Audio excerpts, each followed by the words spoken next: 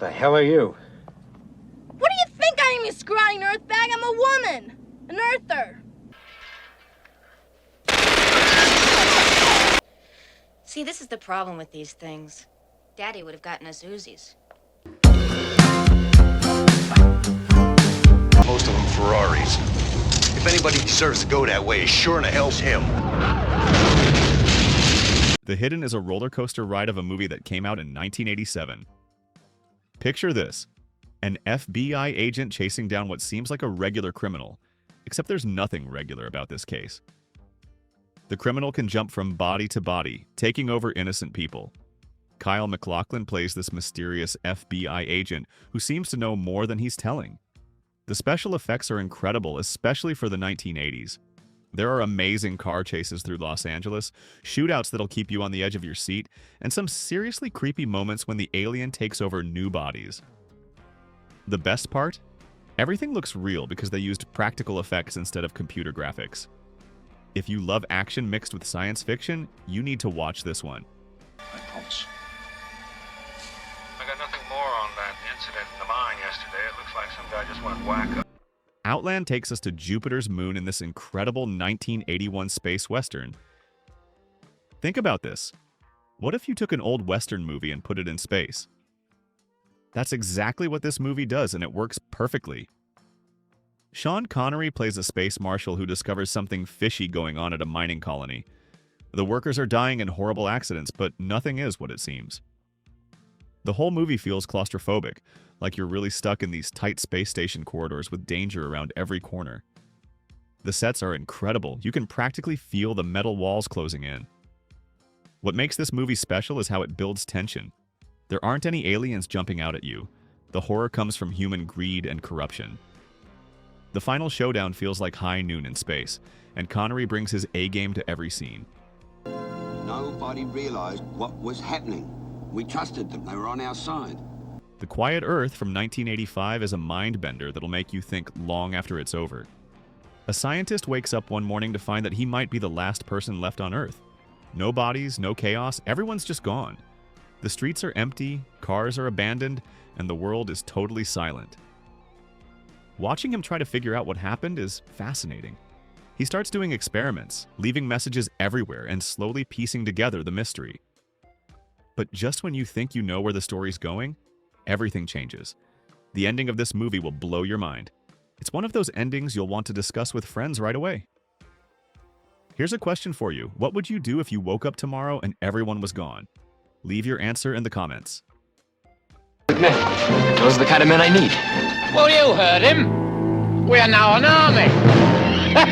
Krull blasted onto screens in 1983, and it's this amazing blend of science fiction and fantasy that could only exist in the 80s. Picture this. A medieval world gets invaded by aliens who live in a teleporting mountain fortress. Our hero has to gather a group of warriors and magical creatures to save his bride from the beast who leads these cosmic invaders. The weapon of choice? The glaive. This amazing 5-bladed throwing star that returns like a boomerang and can slice through anything. The special effects might look a bit dated now, but they had this incredible team of artists building massive practical sets and creating all these unique creatures. There's this amazing sequence where they have to escape from these giant spiders in crystal caves, and another where they're riding these fire-breathing horses that can gallop through the sky. The movie has everything. Swords and lasers, sorcerers and spaceships, Cyclops warriors and shape-shifting assassins. The score by James Horner is absolutely epic. It makes every scene feel huge and magical. Then it's a little more complicated. Trancers arrived in 1984 and feels like someone took Blade Runner, mixed it with the Terminator, and added their own special sauce. You've got this tough guy cop from the future who has to travel back in time by taking over his ancestor's body. He's hunting down these zombie-like creatures called Trancers, people who've been turned into mindless followers by a psychic bad guy. The best part? A young Helen Hunt stars in it, and she's absolutely fantastic. The movie has this great low-budget charm that actually works in its favor. They filmed it in real locations around Los Angeles, which gives everything this authentic feel. The time travel rules are really clever too. Instead of using machines, they use drugs to send consciousness back through time. It's the kind of movie that proves you don't need a massive budget to tell a great story. Don't kid around, Jerry. You must be. Enemy Mine from 1985 shows us what happens when two enemies are forced to become friends to survive. Dennis Quaid plays this human fighter pilot who crashes on an alien planet with his enemy, an alien played by Louis Gossett Jr. What starts as hatred turns into one of the most touching friendships you'll ever see in science fiction. The makeup effects on Gossett Jr. are incredible. You completely forget you're looking at makeup after a while. The way they learn each other's languages and cultures feels so real and natural. There's this one scene where the alien teaches the human about their beliefs that still gives me goosebumps. It's not just about cool space battles or special effects, though it has those too. It's about understanding people who are different from us, and that's what great science fiction is all about. Now what? Where's page 2, man? It's under page 1. See? Oh, dear. Time Bandits hit theaters in 1981, and it's one of those movies that defies description, but I'll try anyway. Imagine a group of dwarves who've stolen a map of time holes from the Supreme Being, basically God, and are using it to rob famous historical figures. They end up taking this kid with them on their adventures, and what follows is this incredible journey through time and space. You've got appearances from everyone from Napoleon to Robin Hood, all while they're being chased by pure evil itself. The practical effects are mind-blowing, and the British humor hits perfectly. There's this amazing scene where they end up on the Titanic, but that's not even the craziest part of their adventure. Director Terry Gilliam, who you might know from Monty Python, fills every frame with so much detail that you notice something new every time you watch it. It's me. Brainstorm came out in 1983 and tackles something we're still fascinated by today: recording and sharing human experiences. Christopher Walken stars as a scientist who develops this amazing device that can record everything a person experiences. Not just what they see and hear, but their emotions and feelings too. Then other people can play back these recordings and feel exactly what the original person felt. The way they filmed it is super creative. They use different screen sizes to show the difference between regular life and recorded memories. The story takes this wild turn when they discover someone recorded their own death. And that's when things get really intense. There's this one sequence where they're testing the machine that'll make your jaw drop. What's really cool is how many of the ideas in this movie don't feel like science fiction anymore. They feel like tomorrow's headlines. This can't be true. We'll all be dead if we don't get out of here. Nobody believes that. Miracle Mile hit theaters in 1988 and starts out like a sweet romance before turning into one of the most intense thriller rides ever. A guy meets the perfect girl at a museum, they hit it off, and he's supposed to meet her later that night. But then he gets this wrong number phone call warning about nuclear missiles being launched, and the whole movie turns into this real-time race against the clock through nighttime Los Angeles. The tension just keeps building and building. The synthesizer score perfectly captures that feeling of dread and urgency. What makes it really special is how it shows regular people reacting to the possibility of the world ending. Some panic, some deny it, some try to help others. There's this scene in a diner that'll have you on the edge of your seat. And the ending, it'll stick with you for days.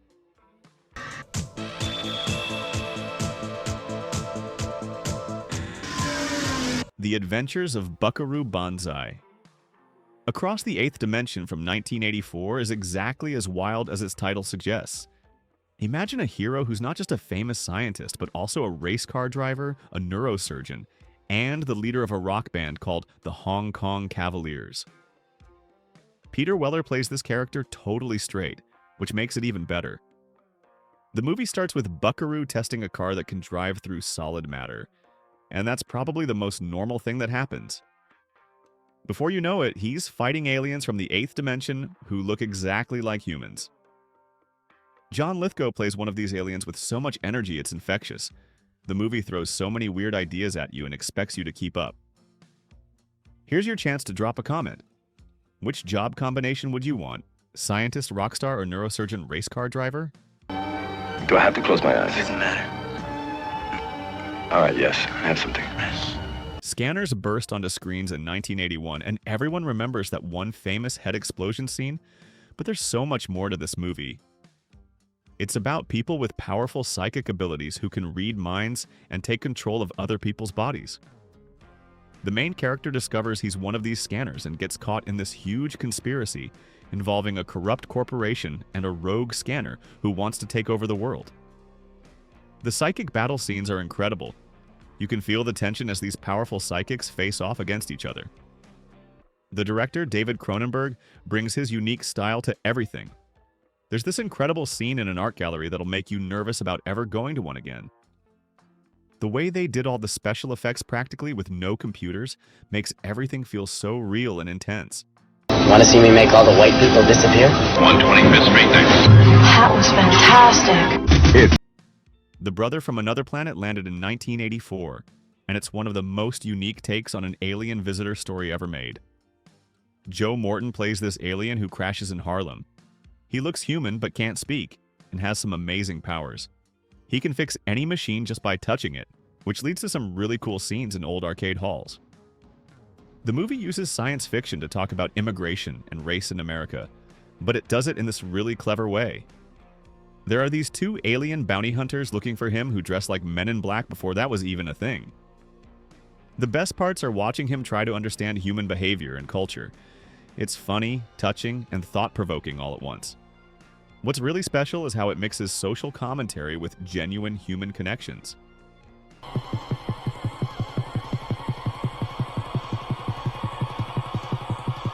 Lifeforce crashed into Earth in 1985, and it's absolutely bananas in the best possible way. Imagine astronauts discovering what they think is an abandoned alien spacecraft near Halley's Comet. Inside, they find 3 perfect, naked humanoids in crystal coffins. They bring them back to Earth and, surprise, they turn out to be space vampires who don't want blood. They want your life force. The movie starts as space exploration and turns into this crazy apocalyptic story with zombies running through London. The special effects are incredible. They had a huge budget, and it shows. The director, Tobe Hooper, went all out with the visual spectacle. Patrick Stewart even shows up in a small but memorable role. Just when you think the movie can't get any crazier, it does. Tell us in the comments, what's the craziest movie plot twist you've ever seen? Controller! You're sending some kind of signals out of TV sets. I've got one that can see. They Live came out in 1988 and has only gotten more relevant with time. Pro wrestler Rowdy Roddy Piper plays a drifter who finds these special sunglasses that let him see the truth about our world. Turns out aliens are secretly controlling everything through subliminal messages in advertising and media. When he puts on these glasses, all the ads show their true messages like obey and consume, and he can see which people are actually aliens in disguise. There's this incredible fight scene in an alley that goes on for so long, it becomes legendary. The movie works both as an action film and as a commentary on consumer culture and social control. The way it reveals the hidden messages in advertising is so clever that people still reference it today. Every time you see a billboard now, you'll wonder what it really says. Nobody. I mean, there's nobody. What would you do? Hey, I'm sorry if the end of the world makes me a little... Night of the Comet brightened up 1984 by asking, what happens when Valley Girls survive the apocalypse? A comet passes by Earth, turning most people to red dust and some into zombies.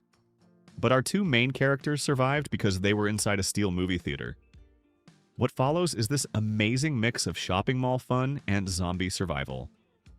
These Valley Girls handle the end of the world with perfect one-liners and creative problem-solving. There's this amazing scene where they go shopping in an empty mall, playing dress-up while keeping an eye out for zombies. The movie perfectly balances humor with genuine thrills. It's like someone took a John Hughes teen movie and mixed it with a science fiction survival story. The chemistry between the leads makes everything work. You totally believe these sisters could survive the apocalypse. Must bust their buns, battling the masters of all the water in the galaxy. Ice Pirates froze its way into theaters in 1984, and it's exactly what it sounds like. Pirates who steal ice. In a future where water is the most valuable resource in the universe, being an ice pirate is serious business. Robert Urich leads a crew of space pirates who raid ships carrying ice, and the movie goes all in on both the space and pirate aspects. There's swashbuckling with laser swords, space battles, and even something called space herpes, which is played for laughs. The special effects are charmingly low budget, but that's part of what makes it so fun. It's like everyone involved decided to just have as much fun as possible with the concept. The movie even has time travel scenes that are some of the most creative ever filmed. Drop a comment below with your favorite cheesy sci-fi movie. We all have one. I love Daryl. I really do hope we'll be able to adopt him. It's just, it doesn't seem to need any. DARYL hit theaters in 1985 and gives us something special. A sci-fi story that's also a heartwarming family film. The movie follows this perfect 10-year-old boy who turns out to be an artificial intelligence in a human body. That's what DARYL stands for. Data Analyzing Robot Youth Lifeform. But this isn't your typical killer robot story. Instead, it's about what makes us human, told through the eyes of this android kid who learns about friendship, family, and emotions. There's this amazing chase scene with a Blackbird aircraft that'll leave you breathless. What really makes this movie work is how it balances the sci-fi elements with genuine heart. You'll find yourself getting emotional over a robot kid. Their destination, the Forbidden Zone. Their mission, save 3 stranded women. Spacehunter. Adventures in the Forbidden Zone came out in 1983, and it's exactly the kind of bonkers sci-fi adventure that makes the 80s so special. Here's the setup. 3 beautiful women crash land on a plague-ridden planet, and our hero has to rescue them for a huge reward. But the planet is ruled by this cyborg warlord called Overdog, who looks like something out of a heavy metal album cover. The whole movie is like Mad Max in space, complete with weird vehicles, mutant gangs, and amazing practical effects. They even filmed it in 3D, which was super rare back then. Molly Ringwald shows up as a tough desert scavenger, years before she became a teen movie icon. This is definitely one of those movies that throws everything at the wall to see what sticks. And somehow, it all works. Starfighters, navigators, full of all the billions of creatures in the sky. The Last Starfighter blasted into theaters in 1984, and it's every gamer's dream come true. A teenager gets really good at an arcade game, only to find out it's actually a training program for real space combat. Alex, our hero, gets whisked away to defend the frontier against Zur and the Kodon Armada. The movie was one of the first to use extensive computer graphics for the space battles, and while they might look dated now, they were absolutely groundbreaking for their time. What makes this movie special is how it balances epic space battles with this really sweet fish-out-of-water story. There's this great subplot about a robot duplicate left behind to take Alex's place on Earth that's hilarious. The scenes of Alex learning to pilot a real Gunstar after only playing the game version are priceless. This movie basically predicted esports training programs decades before they existed. I'm from Connecticut. Mayflower Stone. I was taught that my... Liquid Sky landed in 1982, and it's probably the strangest sci-fi film you've never seen. This ultra-low-budget masterpiece follows invisible aliens who land on the roof of a New York City apartment building in search of heroin. But instead, they discover they can get high off the endorphins released during human pleasure. The whole thing is set against the backdrop of New York's new wave fashion and music scene, with neon colors and outrageous costumes everywhere. The lead actress plays dual roles, both a fashion model and a male drug dealer, and she's incredible in both parts. The aliens are never directly shown. Instead, we see their effects through these amazing neon-colored special effects. The soundtrack is this weird electronic score that perfectly matches the bizarre visuals. It's like someone took a new wave music video, an art house film, and a sci-fi story, threw them in a blender, and created something totally unique. And that wraps up our journey through these amazing hidden gems from the 1980s. Each one of these movies brings something unique to the table. They might not have the polish of bigger budget films, but they've got heart, creativity, and that special something that makes them unforgettable. If you've seen any of these, share your memories in the comments. And if you haven't, well, you've got some amazing movie nights ahead of you. Don't forget to hit that like button if you want more deep dives into forgotten classics, and subscribe for more content like this.